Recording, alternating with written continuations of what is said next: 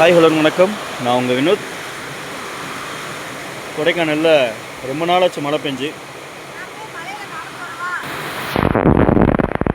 கொடைக்கானலில் மழை பெஞ்சு ரொம்ப நாளாச்சு. இன்றைக்கி தான் மழை. ஒரு 2-3 நாளாகவே மழை வர மாதிரியே தான் கிளைமேட் இருந்தது. ஆனால் மழை வரல.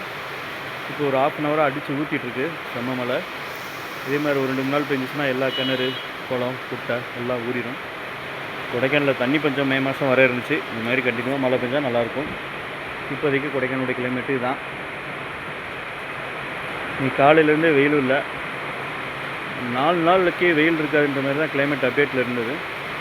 ஸோ இன்றைக்கி 2வது நாளும் மழை வந்துருச்சு. நாளைக்கும் வந்தால் நல்லாயிருக்கும்.